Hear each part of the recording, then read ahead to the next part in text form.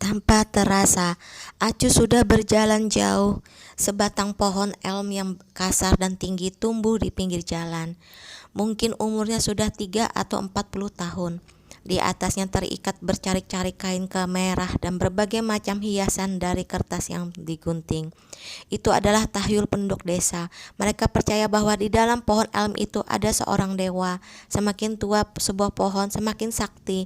Dengan berlalunya waktu, makin banyak rakyat jelata yang datang menyembahnya, berdoa agar masalah mereka dapat diselesaikan dengan lancar dan teman-teman mereka aman dan sehat walafiat. Acu berdiri di bawah pohon itu. Suatu perasaan yang tak jelas muncul dari hatinya. Ia tak tahu ada apa di pohon itu. Hanya dengan dia memandang ke atas. Untuk waktu yang sangat lama memandangnya, ia separuh memicingkan matanya. Tak sedih dan tak senang, pandangan matanya menembus tahun-tahun berdebu, bagai air danau yang bening. Ia sama sekali tak tahu bahwa ketika dirinya dibeli oleh Wismazan di sini 3 tahun yang lalu, ada seseorang yang lewat dengan menunggang kuda. Hari itu cahaya mentari pucat, pakaiannya berkibar-kibar. Dengan tenang ia berdiri di bawah pohon, hampir saja bertemu dengan dirinya. Ia merogoh kantong dadanya dan meraba sebuah pei kumala. Acu mengambil pei kumala itu dan seketika itu juga menjadi linglung. Itu adalah pei yang dicurinya saat bertarung dengan Yen Yu di Wisma Tiang, Chengshao di kota Mupeng itu. Saat itu dirinya berpura-pura menjadi pelayan Wisma dan dipergoki olehnya. Lalu Yuan Yu masih menggodanya. Saat itu, karena dirinya masih kesal, ia dengan seenaknya melempar pei itu ke dalam danau Wisma itu. Perbuatannya itu membuat bawahan Tiang Chengshou sibuk semalaman, menggali dan menyedot air danau, namun akhirnya kembali dengan tangan kosong. Ketika meninggalkan Yanbei hari itu, ia tak membawa apapun, hanya kebetulan membawa pei itu. Waktu berlalu bagai kilat, ingatannya bagai batu kumala dingin yang menempel di dadanya. Ia memandang ke atas, merasakan suatu kepahitan yang bagai air. Acu berjalan berputar-putar dan akhirnya sebuah wajah yang meninggalkannya. Walaupun seluruh negeri tidak ada, tahun-tahun berlalu, yin dan yang tak terpisahkan, namun akhirnya berpermusuhan antar negara masih memisahkan mereka berdua. Selain itu, dengan tubuh dan jiwa seperti miliknya ini, bagaimana ia memiliki kecakapan dan keberanian untuk mendekatinya? Acu memejamkan mata, sepasang matanya lalu mengayunkan tangannya, melemparkan pei kumala itu. Jelas-jelas hanya sekejap mata, namun berbagai macam perasaan membanjir ke dalam benaknya. Langit dan bumi mempermainkannya, dirinya dan dia akhirnya bukan apa-apa. Ia berbalik hendak pergi, namun ting! Di belakang telinganya mendadak terdengar suara bunyi, seperti suara sebuah jentik jari yang memetik senar kecapi dengan lembut. Suaranya panjang dan merdu. Dengan seketika masuk ke dalam sumsum tulang belakang. Dengan panik ia menoleh. Dua berkas cahaya kumala yang berkilauan jatuh dari pohon elm itu dengan terbagi rata di kiri dan kanannya, jatuh ke dalam kedua tangannya. Putih bercahaya, murni dan bening, halus dan bersih apapun jenisnya. Kemurniannya luar biasa. Ternyata mereka adalah sepasang pei kumala. Acu mendadak tertegun, darahnya bagai mendidih. Sebuah pikiran bergejolak naik dari tulang belakang ke dadanya. Rasa pahit mencekik lehernya, bagai lahar panas mendidih dan hampir mencurat. Ia memejamkan matanya. Setelah mengerahkan seluruh tenaganya, ia baru dapat menelan segala kepahitan itu. Dengan samar, pikiran itu muncul kembali. Dengan ingatan yang samar, ia merajut sosok dingin bagai air sungai gunung Yanmo itu. Pakaian orang itu berkibar-kibar, matanya sayu oleh karenanya. Karena perasaan apa ia mencampakkan pei kumala itu, dan setelah itu memacu kuda dan berbalik. Selangkah demi selangkah meninggalkan pohon yang penuh harapan dan akan keselamatan dan keberuntungan itu. Matanya terasa pedas, namun tak mengalirkan air mata. Dengan diam ia berdiri. Entah berapa lama waktu telah berlalu. Barisan-barisan sinar lentera telah sampai di sini. Di danau mengambang perahu berhias yang tak terhitung banyaknya. Suara tawari yang anak-anak hilir mudik di sisinya, namun ia seakan tak merasakannya. Sampai seorang penjual lentera lewat di sampingnya. Dirinya baru tiba-tiba sadar. Lentera warna-warni masih seperti dahulu. Raut wajahnya ramah seperti dahulu. Tanpa berkata apa-apa, dirinya menatapnya, hampir sama sekali tak mengalihkan pandangan matanya. Sang penjual lentera merasa cemas. Sambil mengerutkan kening ia bertanya, Nona, Anda sebenarnya mau milih lentera atau tidak? Dengan panik ia membayar, lalu berdiri di jalan sambil menenteng lentera. Punggungnya rapuh seperti seorang anak yang kebingungan.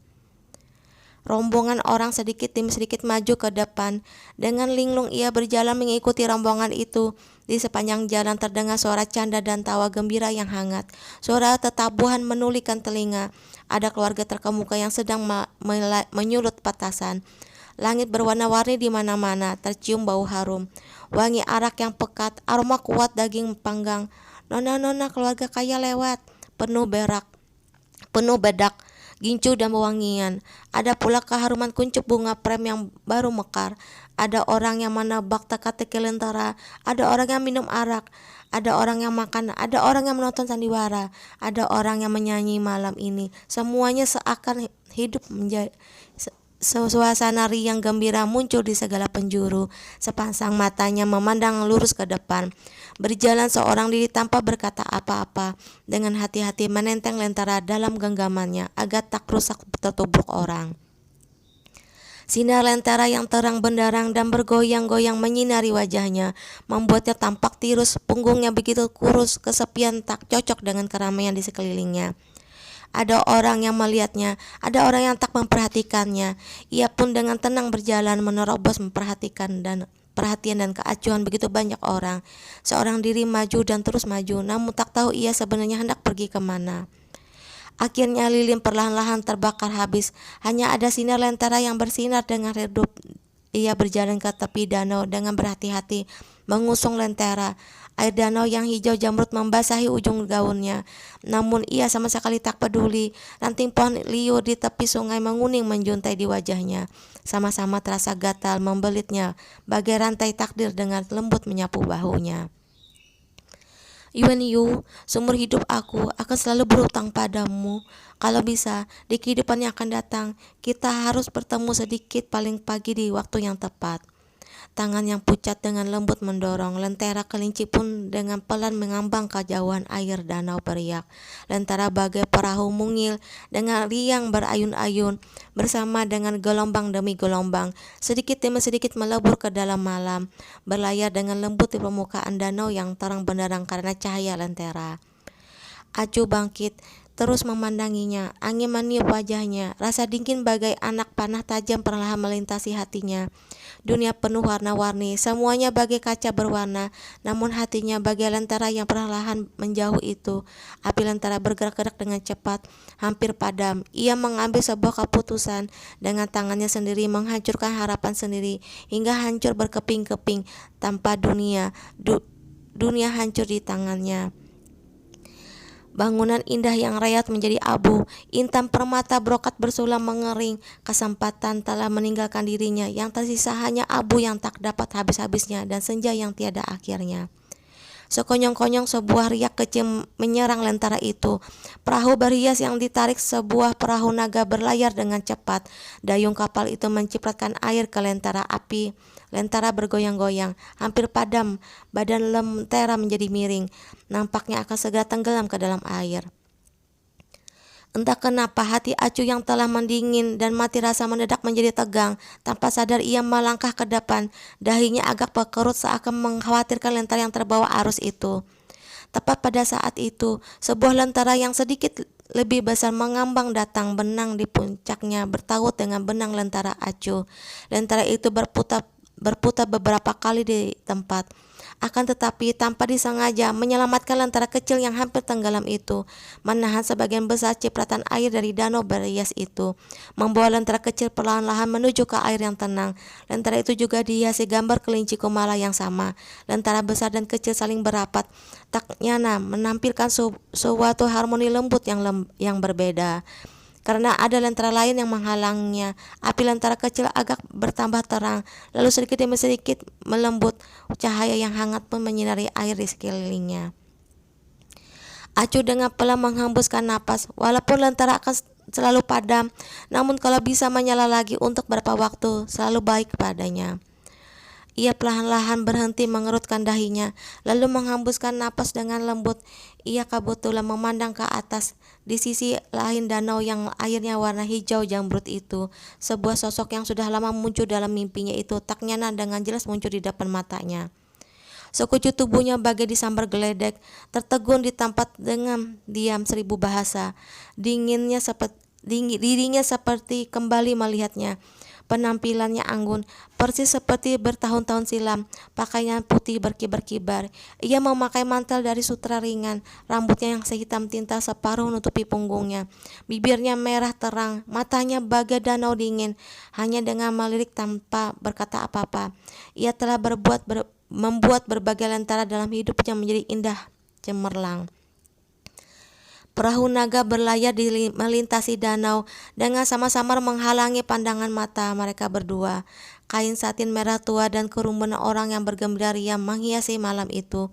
Melalui sela-selanya yang jarang, keempat mata itu akhirnya menembus perpisahan panjang yang penuh liku-liku.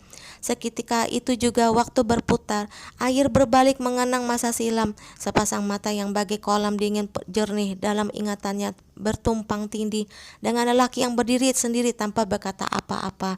Di depan matanya itu bagai bayangan, bagai angan-angan, bagai bunga, bagai kabut. Ia pun dengan diam memandangi dirinya. Tangannya pun seperti tangannya menenteng sebatang tongkat gantungan lentera.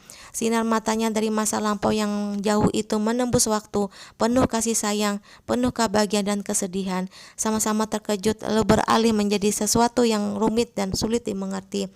Akhirnya semua berhenti dalam diam, membeku di saat lentera itu bersinar dengan cemerlang. Seketika itu juga di belakang mereka berdua muncul berbagai kembang api yang indah. Cahaya api yang terang benderang menyinari pandangan mata mereka yang saling bertaut. Acu memandanginya. Sinar mata itu adalah sinar mata yang belum pernah dilihatnya. Yuan Yu sampai tak harus menggunakan kata apa-apa untuk menggambarkannya. Bagai seorang musafir di padang pasir yang melihat fata morgana, bagai seorang anak yang dicampakkan dan kampung halaman yang jauh dalam mimpinya, seperti sebuah ilusi yang tak dapat dipercaya, namun tak ingin mengalihkan pandangan matanya, kehausan, namun juga tahu bahwa bagaimanapun juga ia tak berdaya mendapatkannya. Itu adalah harapan lebih dari 600 malam. Namun saat muncul di siang hari, harapan itu seluruhnya hancur berkeping-keping. Acu separuh membuka bibirnya, seakan hendak mengatakan sesuatu, namun akhirnya tak kuasa membuka mulut. Sisi bibirnya merah terang bergetar, sedikit demi sedikit melebar, melengkung, meliuk, hampir pecah berkeping-keping, namun akhirnya menggumpal menjadi seulas senyum. Sebelum urat senyumnya mencapai matanya, dua butir air mata bening telah terjatuh, seiring senyum gemetarnya. Tetes demi tetes jatuh dari wajahnya yang meruncing. Di keningnya nampak rasa duka yang penuh kepuasan. Perahu-perahu naga berpencar, sekonyong-konyong Acu berlari seakan gila. Seumur hidupnya ia bersembunyi, mundur menjauh dan menolak. Setelah lolos dari lubang jarum, ia tiba-tiba begitu kebingungan hingga hampir ambruk. Mungkinkah ini hanya ilusi dan bayangan sesaat? Asalkan dapat menyentuhnya, apakah ia akan terbang menghilang bagai mimpi yang hancur berkeping-keping? Gadis itu berlari begitu cepat, orang-orang yang sedang berjalan meliriknya dengan heran, namun ia tidak peduli. Dari kejauhan pakaiannya bagai lotus putih, berkibar-kibar mengiringi larinya. Kedua lututnya lemas, sebuah ledakan terngiang di telinganya. Ia melintasi pinggiran danau, melintasi hutan prem, melintasi jembatan batu, melintasi ranting-ranting pohon liu, dan akhirnya dengan napas terengah-engah ia berdiri di sana. Namun ia merasa semuanya bagai tirai panggung. Sandiwara yang cepat berlalu dan tak jujur membuat jantungnya berdebar-debar. Yuan Yu masih memandanginya, sepasang matanya bening dan kesepian. Di tengah pandangan mata mereka yang saling bertaut, sekilas nampak seberkas kasih sayang yang disembunyikan. Sebuah rombongan yang tak bisa diam mendadak sampai di tempat mereka. Keramaian pun mengalir ke arah mereka. Tiba-tiba Acu menjadi begitu takut, tak seperti mati. tak seperti menggelandangan tanpa tujuan. Dirinya seumur hidup tak kuat, tegas dan bijaksana. Belasan tahun berakhir ini, ia hanya pernah 2 kali begitu takut seperti ini. Pertama ketika Yuan Wijia terjatuh ke dalam danau yang dalam, dan kedua saat ini. Dengan berani ia mengangsurkan tangannya lalu menarik kerah bajunya kuat-kuat. Tak peduli seberapa padatnya kerumunan orang di sekeliling mereka, ia tak akan melepaskan tangannya. Punggung tangannya tiba-tiba diselimuti rasa hangat, sebuah tangan menggandengnya erat. Cahaya lentera meredup, acuh merapat ke wajahnya. Dengan sepasang lengan Yuan Yu membuka suatu tempat kosong yang tenang. Sosok bergoyang-goyang bagai gelombang. Acuh begitu dekat dengannya, begitu dekat hingga dapat mencium napasnya. Sepasang mata hitam kelam memandangi Yuan Yu seakan hendak menggali sebuah lubang di wajahnya. Air mata mengalir dengan deras. Ia menguatkan dirinya agar tenang, namun masih tak kuasa untuk tak menjulurkan sebuah tangan yang gemetar, seperti hendak dengan ringan menyentuh sosoknya. Ini alis yang ramping, agak naik ke atas, namun tak pernah benar-benar pemarah. Ini adalah mata yang dingin dan bening, namun tak menghiraukan dirinya yang berada dalam kesulitan tanpa berpaling. Ini adalah mulut yang sedikit bicara dan keras, namun tak pernah angkuh dan dingin, tak berperasaan seperti yang selalu dipertontonkan olehnya. Jawaban dari pertanyaan selalu dicarinya berada tepat di depan matanya, namun ia justru merasa kedua lututnya lemah dan sekujur tubuhnya tak bertenaga. Kerongkongannya penuh suara yang tertegun, tubuhnya lemas hampir terjatuh ke samping. Dengan sigap Yuan Yu menangkap pinggangnya. Ketika tubuh mereka bersentuhan, seluruh tahun-tahun yang penuh perubahan itu seakan datang dan pergi di antara mereka. Tangis yang sudah begitu lama ditahannya, tak bisa ditahannya lagi, dan akhirnya keluar dari bibirnya. Yuan Yu memeluknya, air matanya jatuh di dadanya, membasahi pakaiannya. Selapis demi selapis meresap ke hatinya. Kenapa menipuku? Kenapa tak datang menemuiku? Kukira kau sudah mati. Ia menangis terseduh-seduh, sekujur tubuhnya gemetar pelan, berulang kali berkata, kukira kau sudah mati. Yuan Yu mengerutkan bibirnya erat-erat, diam 1000 bahasa. Ia datang menempuh 1000 li, sebenarnya bukan untuk menemuinya, namun hanya berharap agar tanpa mengusiknya dapat sedikit lebih dekat dengannya. Dan kota Qiangyang adalah kota dalam wilayah Dakia yang paling dekat dengan perbatasan Biantang. Yuan Yu beberapa kali membuka mulutnya, namun akhirnya tak tahu bagaimana harus menghadapi acuh yang seperti ini. Kaki dan tangannya seperti tak berdaya. Akhirnya ia menekan berbagai macam perasaan galau yang rumit ini. Dengan lembut mengelus punggung acuh, dengan suara yang jelas tetap mempertahankan raut wajahnya seperti semula. Lalu dengan berpura-pura kesal ia berkata, jangan menangis, aku masih belum mati. Belum mati tapi tak tahu datang mencariku. Acuh mendorongnya pergi dengan bercucuran air mata berkata, tak tahu mengirim surat. Acuh selamanya tak pernah menangis seperti ini di depannya. Sepertinya ia sudah tak bisa berdiri dengan kokoh lagi. Sekonyong-konyong, segala penderitaan dan pengembaraan penuh keputusasaan Yuan Yu di masa lalu berubah menjadi ringan bagai awan. Keputusasaan dan kesengsaraan ketika dikejar dan disergap orang untuk dibunuh itu. 2 tahun terakhir ini beberapa kali lolos dari lubang jarum, semuanya seperti tak berarti. Ia mengangsurkan tangannya dan dengan berwibawa memanggilnya, kemarilah. Acuh menghapus air matanya untuk pertama kali dalam seumur hidupnya. Dirinya tak ingin menentangnya lagi. Ia melompat masuk ke dalam pelukannya, lalu memakinya sambil menangis. Kau si gila ini. Dipisahkan oleh seperjalanan yang panjang, berliku-liku dihalangi oleh kebencian dan dendam negara masing-masing, melintasi hidup dan mati. Sekonyong-konyong berbalik, namun cahaya terang lentera orang itu telah meredup. Acuh, semalaman ini ia tidur dengan sangat nyenyak, seakan berendam di air yang sangat hangat. Dalam angan-angannya, ia seakan kembali ke barak pasukan yang hangat, tinggal bersama Kyoshi dan Moer.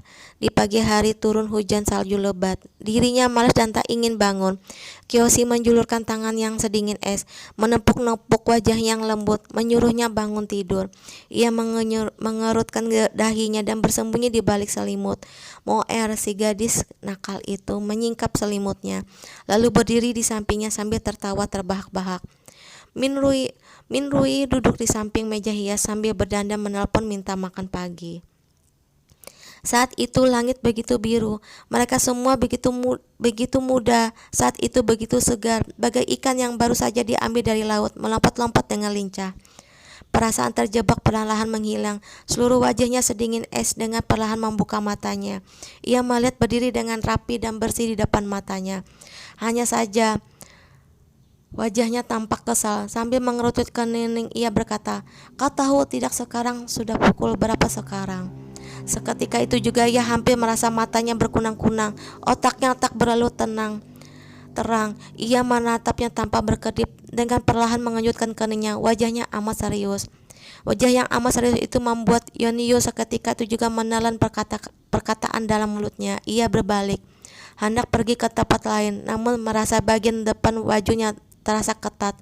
Ia pun menunduk. Sebuah tangan kecil yang pucat menarik ujung bajunya dengan erat, mencengkeramnya dengan begitu kuat hingga buku-buku jarinya memutih. Ingatan tentang kemarin malam perlahan kembali muncul. Wajah Acu mendadak menjadi merah padam. Ia segera melepaskan genggamnya lalu duduk sambil memandang keluar. Mau tak mau ia tertegun. Dengan terkejut ia berkata, "Hari kenapa sudah gelap?" Dengan agak kesal Yonyu memandangnya. Ia berbalik dan menyalakan sebuah lilin lain. Ia masih bertanya pada dirinya. Setelah berpisah kemarin malam, Yonyu segera pergi ke rumah pos perhentian karena saat ini ia datang dengan diam-diam. Ia sama sekali tak tinggal di rumah pos perhentian resmi, melainkan tinggal di sebuah rumah pribadinya di tempat ini. Setelah pulang, ia semalaman tak tidur mau nantikan pagi esoknya. Namun setelah menunggu-nunggu tak juga melihatnya datang. Dengan kesal ia berpikir, aku sangat tak akan mencarinya. Coba lihat dia akan datang mencariku atau tidak. Tapi sampai matahari condong barat, ia di depan pintu masih sepi. Akhirnya ia tak tahan lagi. Ia mengajak pengering. Ia seorang diri pergi ke rumahnya. Namun begitu mendorong pintu, ia melihat sedang tidur nyenyak sambil bermimpi indah. Bagaimana bisa tak membuat marah dirinya yang berguling-guling tak bisa tidur sehari semalam. Acu mana tahu pikirannya itu. Sambil duduk ia mengucak-ngucak matanya, lalu merapikan rambut yang berantakan di keningnya. Walaupun raut wajahnya agak jengah, tapi ia masih berkata dengan ketus, "Untuk apa kau datang?" Begitu suaranya terdengar. Untuk sesaat kamar itu menjadi sunyi senyap. Acu tahu ia salah bicara dan menunduk. Diam 1000 bahasa. Sepertinya siapapun tak tahu bagaimana harus menghadapi hubungan yang sangat berbeda ini, dan juga tak tahu bagaimana harus menjawab. Sinar rembulan di balik jendela sangat terang. Tanah seperti penuh air laksa yang bocor seakan menyelimuti selapis baju bersih. "Untuk apa kau datang ke Qiangyang?" Yonyu tiba-tiba bertanya. Acu agak tertegun. Seketika itu juga hatinya merasa panik. Beberapa tahun belakang ini sudah amat sedikit masalah yang dapat membuatnya panik. Bahkan ketika menghadapi mata golok Dakia pun, dirinya masih dapat tetap tenang. Hanya seketika menghadapi dia, ketenangannya seakan raib tanpa jejak. Di dalam hatinya seakan ada seekor kelinci yang ketakutan. Acu batuk untuk menenangkan dirinya sendiri. Dengan berlagak tenang ia berkata, "Aku datang untuk melakukan suatu hal kecil." "Apakah kau sudah melakukannya?" Hampir selesai." "Kalau begitu, kapan kau akan pergi?" Acu mau tak mau meneruskan berbicara. 2 hari lagi." 2 hari, besok atau lusa?" Acu merasa agak gusar. Dengan nada tak enak ia berkata, "Besok pagi." "Oh." Yonyu mengangguk-angguk. Ia duduk di samping meja dan menuang separuh cawan teh dingin, namun tak meminumnya, hanya menggoyang-goyangkannya di tangannya. Sambil mengangkat alisnya, Acu menatapnya dan bertanya, "Kau bagaimana?" Aku kenapa?" "Untuk apa kau datang ke Qiangyang? Kenapa kau akan pergi?" Yonyu tersenyum simpul. 2 tahun tak berjumpa. Rupanya si rubah kecil berlatih menjadi semakin licik. Tanpa berkata-kata ia mengangguk lalu berkata, "Aku datang untuk bermain, tapi baru akan pergi beberapa hari lagi." Setelah berbicara ia bangkit dan hendak berjalan keluar. Sambil melangkah ia berkata, "Karena besok kau akan pergi, maka aku tak akan mengganggumu lagi. Istirahatlah dengan baik." "Hei!" Acu terkejut. Ia cepat-cepat bangkit lalu tanpa sadar membuka mulut dan berseru, "Berhenti!" Yuan Yu berpaling dengan suara tenang. Ia bertanya, ada apa lagi? Ia tentunya bahagia melakukannya. Acu memelototinya, sepasang matanya bagai anggur hitam. Setelah beberapa saat ia menunduk, lalu dengan suara lirih berkata, sebenarnya aku juga tak perlu pergi terlalu cepat. Seakan sangat takut Yuan Yu salah paham, ia cepat-cepat meneruskan, bagaimanapun juga, pulang juga tak ada masalah yang mendesak. Oh, Yuan Yu mengangguk-angguk dengan penuh arti. Ia mengambil jubah luar di sampingnya dan memberikannya padanya. Senyum nampak dengan sama-sama di wajahnya. Cepat mandi dan berpakaian. Hari ini perayaan Zhongyuan dibandingkan kemarin lebih ramai. Entah apakah keadaan sebenarnya memang demikian, atau karena suasana hatinya telah berubah. Bagaimanapun juga, Acu merasa bahwa jalan kota hari ini lebih ramai dibandingkan kemarin. Bunga Ming ditiup angin dan menebarkan serbuk sarinya. Pohon-pohon indah tumbuh dengan rimbun angin sejuk di kedua tepi danau, membawa uap air yang pekat, membuat suasana hati orang riang gembira. Pertunjukan sandiwara di jalan sepertinya jauh lebih bagus dari kemarin. Di jalan mereka bertemu dengan seorang anak yang mengemis. Acu merasa kasihan dan memberinya 10 keping uang emas. Pengemis itu terbengong-bengong menerimanya. Uang itu bagi orang biasa yang sedikit berhemat, cukup untuk mencukupi sandang dan pangan selama lebih 10 tahun. Di sampingnya, dengan sikap tak menentu, Yuan Yu menghela napas. Betapa murah hatinya. Acu berpaling dan memelototinya. Lalu menyindirnya. Orang yang punya lebih banyak uang lebih kikir suasana hatiku. Si nona ini sedang baik. Walaupun jelas-jelas tahu dirinya sedang disindir, mendengarnya suasana hatinya menjadi riang. Kenapa riang? Dengan riang gembira ia melangkah ke depan. Tak lama kemudian ia mengeluarkan selembar uang kertas. Di atasnya tercetak cap Bank Qianqiu. Di kertas putih itu tertera huruf-huruf hitam yang berbunyi 200 uang emas. Jangan jadi pengemis, belilah sebuah rumah dan belilah seorang tuan tanah, dan jadilah seorang tanah. Setelah berbicara di bawah pandangan terkejut Acu dan pengemis itu, ia melangkah pergi dan angkuh. Acu cepat-cepat mengejar dari belakang. Dengan curiga ia memandanginya. Yuan Yu memelototinya dan berkata, kau lihat apa? Tak kuduga, ada saatnya hati nurani muncul. Kenapa? Kebanyakan uang membuat tanganmu gatal. Yuan Yu mendengus. Hal-hal yang tak kau duga masih banyak. Baru berjalan 2 langkah perut Acu mulai keroncongan. Ia sudah seharian tak makan apa-apa. Yuan Yu sepertinya sangat akrab dengan kotak yang ini. Dengan panjang lebar ia menyebutkan beberapa nama rumah makan. Namun begitu mencium bau dari kedai mie di tepi jalan, Acu tak mau berjalan lagi. Yuan Yu tentunya tak ingin makan di tempat itu, namun sebelum ia sempat menentang, Acu sudah duduk di dalamnya. Pelayan dengan semangat berlari menghampiri mereka. Mereka ingin memesan 2 mangkok mie bawang, setengah jin daging sapi, sepiring kacang rebus, dan karena direkomendasikan oleh sang pelayan seporsi arak. Tak nyana arak itu ternyata memiliki nama yang sangat anggun, yaitu bunga es barat bulan 6. Yuan Yu dengan heran melirik Acu lalu bertanya, kau bukannya tak suka minum arak? Gerakan tangan Acu yang menggenggam sempit agak melambat. Tak lama kemudian sambil tersenyum hambar ia berkata, dulu aku takut minum arak akan mengacaukan pekerjaanku. Sekarang di kiri kanan semua adalah orang yang tak punya pekerjaan, maka aku tak terlalu memikirkannya. Dahi Yuan Yu berkerut. Ia menjulurkan tangannya dan merenggut cawan dari tangan Acu. Jangan minum. Acu pun tak berkeras. Ia mengangkat bahunya lalu berkata dengan lirih, sok suci. Makanan pelayan itu dengan amat cepat habis.